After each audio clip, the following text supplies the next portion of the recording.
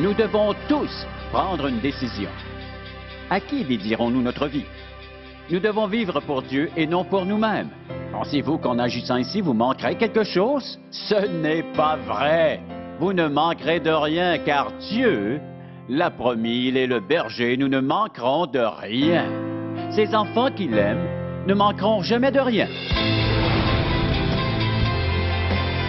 Obéissez à Dieu et laissez-lui toutes les conséquences. Vous devez combattre à genoux. On récolte ce qu'on sème. Et encore plus avec les intérêts. Nous sommes plus grands et plus forts à genoux. Dieu peut remuer ciel et terre pour nous indiquer sa volonté. Comment finiriez-vous cette phrase? J'existe pour quoi? Mon objectif de vie est quoi? Car de nombreuses personnes n'ont pas vraiment d'objectif pour leur vie. Si vous leur demandez ce qu'ils veulent faire dans la vie, ils vous répondent « Je ne sais pas, je ferai mon possible. Je vis ma vie au jour le jour. » Donc, plusieurs personnes n'ont pas d'objectif réel ni de sens de direction pour leur vie. Ils existent et ils survivent. Ils se demandent pourquoi ils ne sont ni heureux ni satisfaits. Aucune satisfaction d'avoir réussi quelque chose de valorisant. Mais d'autres personnes ont un objectif de vie très précis. Ils veulent devenir aussi riches qu'ils peuvent l'être pour être en sécurité. D'autres personnes recherchent le plaisir, car rien d'autre ne les intéresse, ils ne vivent que pour ça. D'autres sont rongés par l'ambition et ils ont soif de pouvoir parce qu'ils veulent dominer les autres. D'autres personnes ont des buts et objectifs qui sont certainement mauvais, et d'autres, plus bienveillants, veulent aider leur prochain à tout prix. Donc, nous devons nous poser cette question. Pour quelle raison suis-je ici? D'où est-ce que je viens? Vous avez bien reçu le don de la vie, mais pour quelle raison? Pour pouvoir vous laisser dériver par la vie et improviser votre vie à mesure? Ou existe-t-il un objectif précis? Dieu vous a-t-il donné la vie pour une raison spécifique? Oui, bien sûr, mais considérez ces gens qui n'ont aucun sens de direction, ni aucun objectif. Ils ont une absence de joie, une absence de bonheur, de paix, de contentement et aucun sens de satisfaction car ils ne savent pas où ils s'en vont. Et eux aussi, ils ont cette absence d'idéal. Leur vie manifeste un grand vide. Et ce vide ne peut pas être comblé pour la simple raison que plus ils veulent avoir ceci, plus ils veulent essayer cela, et même s'ils peuvent obtenir tout ce qu'ils veulent, ce grand vide est encore là. Car voyez-vous, vous ne tirerez aucune réelle satisfaction de la vie, peu importe ce que vous faites, si vous laissez Dieu de côté. Lorsque nous disons que Dieu a un plan pour notre vie, de quoi parlons-nous? Bien, ce sera le thème abordé dans ce message, intitulé « Servir au dessein de Dieu ». Vous dites que vous n'êtes pas convaincu de vouloir servir Dieu? Alors écoutez-moi, car cela pourrait changer votre vie. Et tournons d'abord dans le livre des Actes au 13e chapitre. Nous aurons besoin d'y lire seulement un verset, mais il est très important. Je vous donne le contexte. L'apôtre Paul a commencé son premier voyage missionnaire et il s'est arrêté dans une petite ville. Et puisque c'était le jour du sabbat, il s'est rendu à la synagogue. Et là, le responsable de la synagogue lit la loi et les prophètes, et ensuite, on demande à Paul de commenter le passage qui vient d'être lu. Et alors, l'apôtre Paul profite bien sûr de cette opportunité inespérée. Il récapitule tout d'abord avec eux la merveilleuse histoire du peuple d'Israël. Il leur annonce ensuite la nouvelle de Jésus, de la crucifixion et de la résurrection. Et cela nous amène au verset sur lequel je désire attirer votre attention. Il compare alors le fait que quand David est mort, par exemple, son corps s'est par la suite décomposé. Mais quand Jésus est mort, il n'a pas pourri parce qu'il est ressuscité. Et en le comparant l'un à l'autre, la mort de Jésus et la mort de David, voici ce qu'il dit au verset 36, Acte 13, verset 36.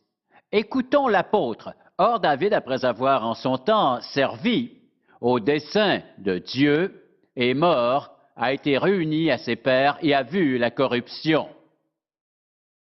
Quelle est la signification de cette phrase? David, après avoir en son temps servi au dessein de Dieu, est ensuite mort. Et d'abord, quel est le dessein de Dieu? Le dessein de Dieu pour votre vie est son plan pour votre vie, sa volonté pour elle. Dieu élabore un plan, un dessein selon sa volonté pour nous tous, et son dessein pour nous et sa volonté pour nous varient souvent en fonction de la situation, des circonstances dans lesquelles nous vivons, car nous grandissons, nous mûrissons et nous vieillissons. Alors, son dessein pour vous lorsque vous êtes un adolescent ne sera pas le même qu'une fois devenu adulte. Dieu a un dessein et celui-ci est toujours parfait pour vous à l'âge que vous avez. Considérons maintenant la vie de David parce que je voudrais partir d'où il est parti dans les Écritures. Rappelons-nous bien notre propos. Nous voulons savoir comment, selon les Écritures, David a servi au dessein de Dieu. J'aimerais revoir avec vous certains événements de la vie de David, car ainsi nous distinguerons mieux comment nous pouvons servir au dessein de Dieu. Considérez cette chorale comme ils servent au dessein de Dieu, cet orchestre. Je pense aussi aux femmes et aux hommes qui travaillent à la garderie. Ils servent au dessein de Dieu. Les préposés au stationnement servent aussi. Nous pourrions énumérer le reste de l'équipe. Quel rapport tout cela a-t-il avec vous? J'y venais justement. Commençons par David. Comment a-t-il servi au dessein de Dieu afin que Paul prononce cette parole? Notre passage rapporte qu'il a servi son dessein en son temps. Et ensuite, il est mort. Voyons d'abord David le berger. Il est écrit que David était le plus jeune fils d'Isaïe et son travail dans cette famille consistait à garder le troupeau. Nous savons que ce n'était pas un gros troupeau car lorsqu'il rejoint ses frères pendant la bataille contre Goliath et les Philistins, son frère aîné lui dit « À qui as-tu laissé ce peu de brebis dans le désert? » Et David a répondu, « Qu'ai-je donc fait? Ne puis-je pas parler ainsi? » Il n'était donc pas très populaire auprès de ses frères. David était donc le Benjamin. Et la question est de savoir comment Dieu allait se servir de ce petit berger afin d'accomplir son plan divin. Je tiens à vous proposer ces exemples pour que vous puissiez considérer votre propre vie et vous poser la même question.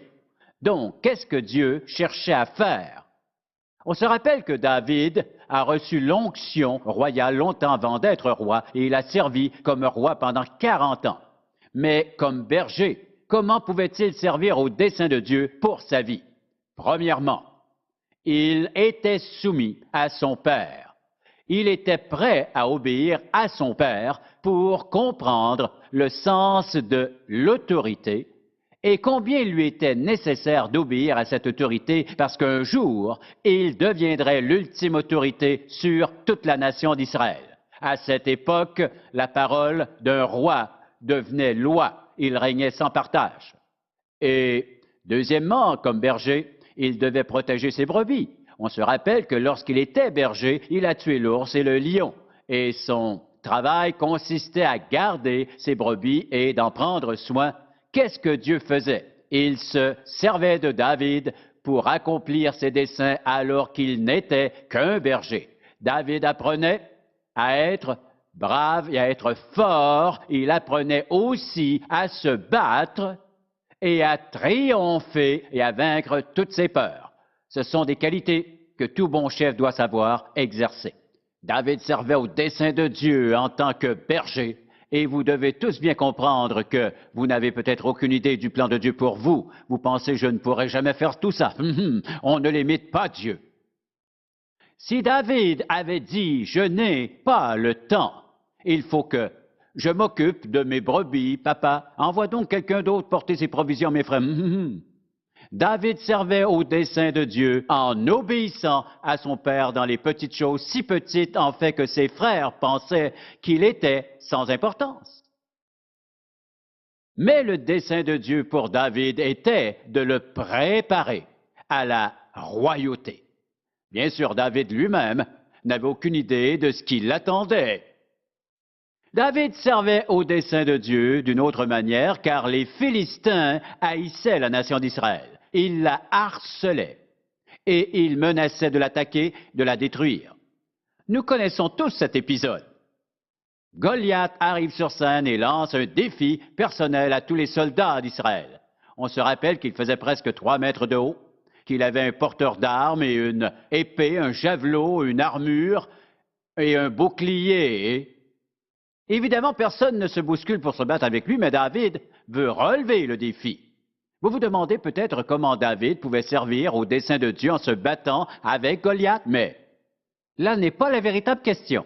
L'enjeu est de savoir qui est le seul vrai Dieu. Les Philistins avaient leur Dieu et les Israélites avaient Yahvé qui était pour eux le seul Dieu. Alors, quand David arrive sur les lieux, il voit le véritable enjeu. Il ne s'agit pas de 2 armées qui se battent, mais de l'honneur et de la réputation de l'Éternel Dieu. David a servi au dessein de Dieu en écrasant un ennemi qui pouvait, aux yeux des hommes, paraître supérieur. En vérité, à chaque jour que Dieu vous donne et qu'il me donne, nous avons le privilège de le servir ou de ne pas le faire. David accomplissait sa volonté en défendant son nom. Et la même chose se produit dans votre vie et dans ma vie. Quand nous défendons le nom du Seigneur, nous servons à son dessein. Quand nous nous taisons, alors que Dieu nous a révélé qu'il est le seul et unique Dieu, que nous nous trouvons toutes sortes d'excuses. Oh, ils ont leurs croyances et j'ai les miennes. Nous échouons lamentablement. Il est important de comprendre que Dieu nous donne plusieurs opportunités de le servir à chaque jour. En profitons-nous vraiment? En voyant quelqu'un, par exemple, dans le besoin, peut-être une victime d'abus ou d'injustice ou de critiques injustifiées, et vous tendez une main secourable, vous dites un mot d'encouragement, vous priez pour eux, que faites-vous alors? Vous servez au dessein de Dieu parce que, rappelez-vous, lorsque Jésus est parti, il nous a laissés pour que nous soyons son corps. Nous sommes ses mains, ses yeux, ses oreilles et ses pieds. Alors, lorsque nous disons Dieu aidera son peuple, c'est vrai. Et comment l'est-il? Il utilise assez souvent un de ses propres enfants pour l'aider. Et nous le servons parfois sans même le réaliser. Nous servons au dessein de Dieu. N'est-ce pas le dessein de Dieu de venir vous réconforter au besoin? N'est-ce pas son dessein de venir à vous quand vous êtes dans le besoin physique ou matériel ou de santé? Oui, ça l'est. Comment le fait-il? Il peut très bien le faire en se servant d'un de ses enfants. Ne sous-estimez pas l'œuvre de Dieu dans votre vie. Ce qui paraît peu important peut être important. Ce que vous dites aux gens, ce que vous leur faites, n'oublions jamais l'immense impact de nos vies sur les autres. On ne saurait le dire, car il n'existe aucune façon de mesurer cet impact sur nos vies, et il est fait de simples choses qui arrivent à tous les jours. Et les gens qui occupent un poste d'autorité ont une grande responsabilité d'être sanctifiés et d'être remplis de courage et de force pour témoigner de la vérité révélée par Dieu. Tous les aspects de la vie de David disent qu'il servait au dessein de Dieu. Je sais à quoi vous pensez. Vous pensez, il oublie Bathsheba. Alors pensons à Bathsheba. Comment David servait-il au dessein de Dieu en commettant l'adultère avec Bathsheba? Il ne servait pas au dessein de Dieu en commettant l'adultère avec Bathsheba. Le plan de Dieu s'est accompli pendant ce péché. Il est capable de se servir de notre désobéissance. Nous commencerons par revoir le contexte.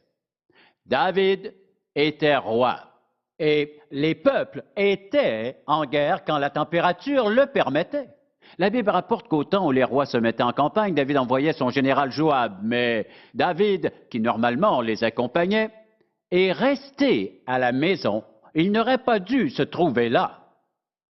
Et un soir où il devait s'ennuyer, il se promène sur le toit de sa maison et au loin, il voit cette femme d'une beauté exquise. Il savait ce qu'il aurait dû faire, mais il ne l'a pas fait. Son regard est empreint de désir, il fait appeler la femme et ils commettent l'adultère. Comment Dieu pouvait-il être d'accord? Je n'ai pas dit qu'il l'était.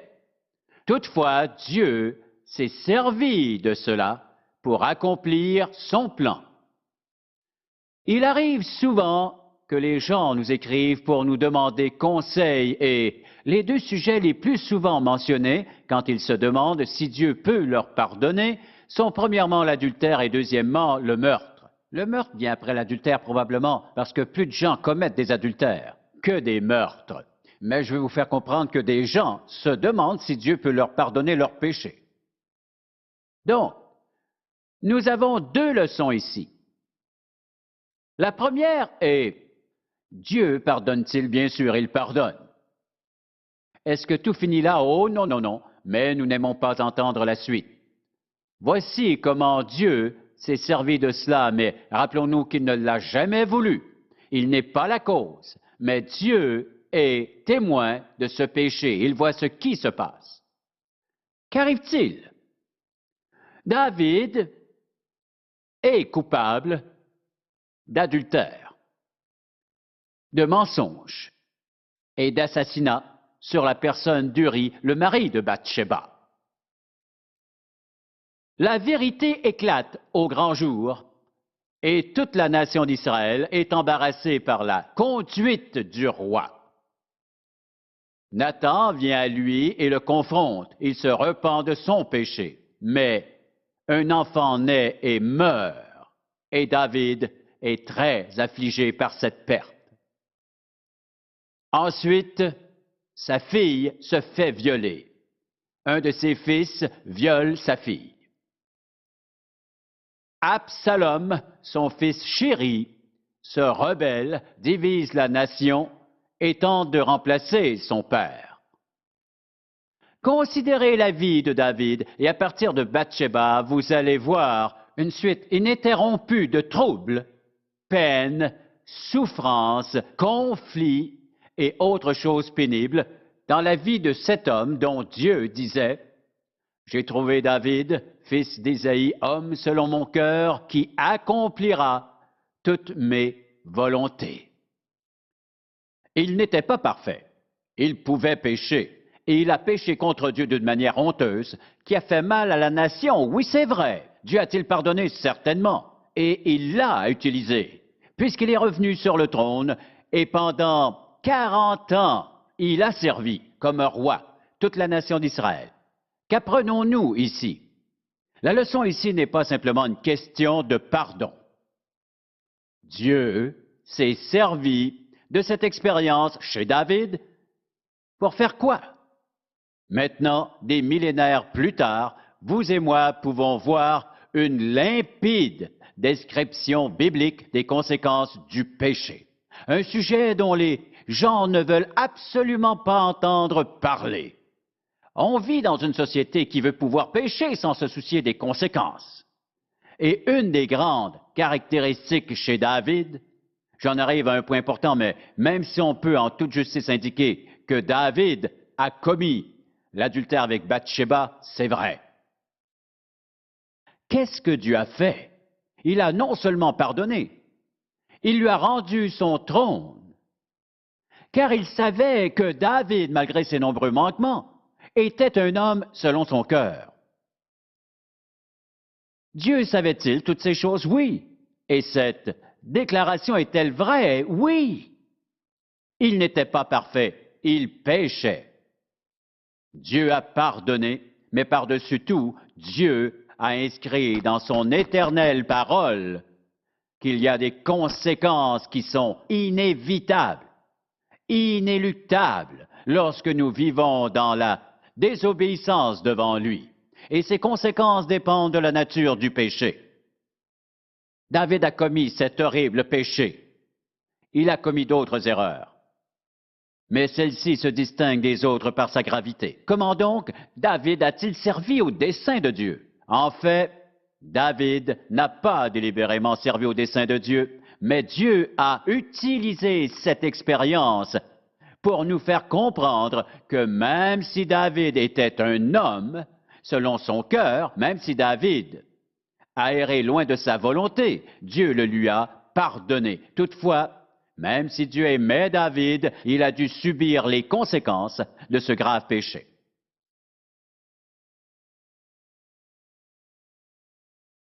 Le péché est dangereux. David était quand même un homme selon le cœur de Dieu, malgré cet épisode. Dieu a-t-il pardonné? Oui. Et la raison pour laquelle Dieu a alloué à ce péché une place dans sa parole, c'est pour nous rappeler que Dieu est un Dieu d'amour qui pardonne notre péché quel qu'il soit. De plus, on peut songer à une autre façon dont Dieu s'est servi de la faute de David pour accomplir son plan. Lorsqu'on se sent à bout de ressources devant les circonstances et même un peu découragé, quel livre ouvrons-nous dans la Bible? Les psaumes. Pour quelle raison? Dieu a-t-il inspiré David pour qu'il écrive tous ces psaumes qui correspondent si bien à notre vie?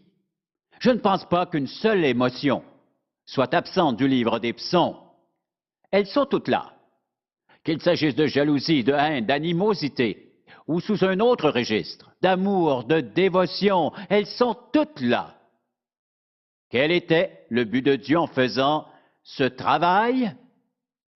David accomplissait la volonté suprême de Dieu en décrivant les émotions qu'il ressentait dans le cadre de sa relation avec Dieu. Et il le faisait sans détour. Si David n'avait pas commis de péché, s'il était toujours resté le parfait soldat, à quoi les psaumes serviraient-ils? Mais c'est plutôt le fait que nous pouvons nous identifier à lui qui rend les psaumes efficaces. Et je suis déprimé. Quelqu'un a-t-il vécu cela dans la Bible? Oui. Anxiété, peur, voici un homme qui pouvait mourir de frayeur et on le sent. Pourtant, il écrit, « De quoi aurais-je peur? Tu es le Dieu de mon salut. » Nous assistons à ces temps de défaite, à ces temps de découragement, à ces temps de désespoir, à ces temps d'amour et de dévotion. Si vous voulez connaître la nature de Dieu dans l'Ancien Testament, lisez les psaumes et vous découvrirez ce Dieu qui nous a déclaré « Ceux qui m'aiment ne manqueront de rien. Lorsqu'ils iront dans la vallée de l'ombre de la mort, je serai avec eux. Je ne priverai ceux et celles qui m'aiment d'aucune bonne chose. » Nous pourrions continuer dans les psaumes avec ces paroles de réconfort et d'encouragement utile.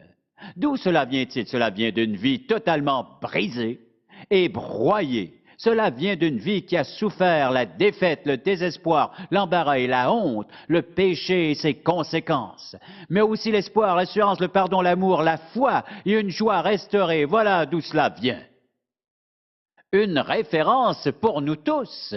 David, par sa vie et ses actions, les bonnes autant que les mauvaises, a servi au dessein de Dieu pendant des dizaines, des centaines et des milliers d'années, et il continuera de le faire jusqu'au retour de Jésus-Christ. Parce que tous les croyants et croyantes ont été, sont et seront tous bénis par la vie de David, ne serait-ce que dans le livre des psaumes. David a servi au dessein de Dieu, et maintenant, son témoignage sert encore au dessein de Dieu. Il y a quelques reprises, même si je n'élaborais pas là-dessus, je peux vous partager que mon cœur était brisé. Et je ne savais pas quelle direction prendre à ce point. J'ai ouvert les psaumes et j'ai lu, je pourrais vous en mentionner plusieurs, où il exprime clairement son désarroi devant Dieu et la tempête se calme. Il est étonnant de constater qu'il écrivait alors comme.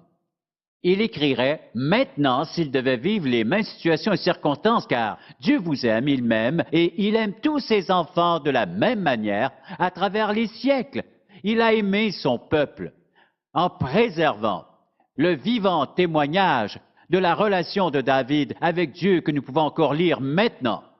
Et les leçons qu'il a apprises se trouvent ici. Il pouvait écrire « J'ai cherché l'Éternel et il m'a répondu. Il m'a délivré de toutes mes frayeurs. » Et ce n'est pas par orgueil qu'il écrit de telles paroles, mais il est conscient de la présence de l'amour et du pardon de Dieu.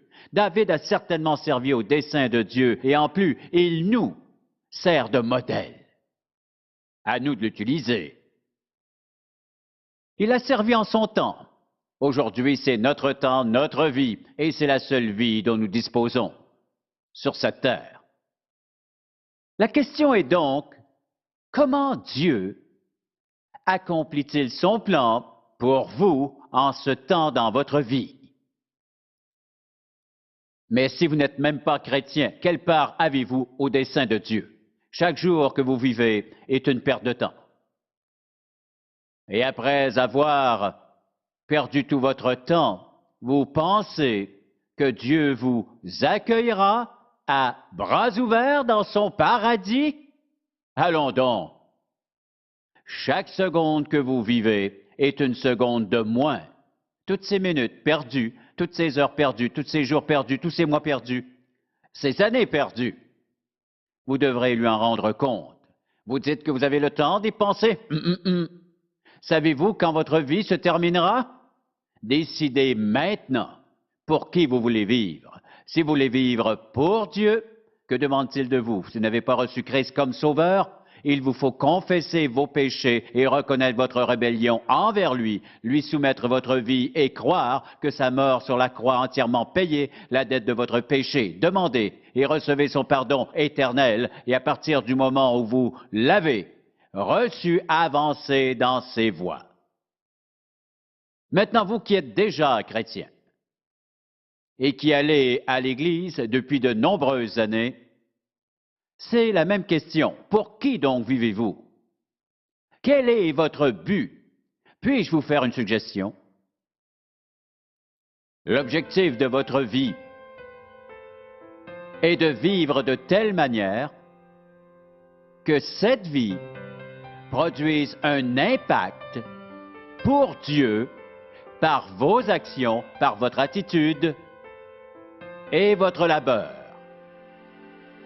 Pour obtenir plus d'informations sur les ministères en contact ou pour savoir comment entretenir une relation personnelle avec Jésus-Christ, composez notre numéro de téléphone ou écrivez-nous en utilisant l'adresse sur votre écran. En contact avec Charles Stanley a été réalisé par la grâce de Dieu et la fidélité de nos partenaires de ministère à travers le monde.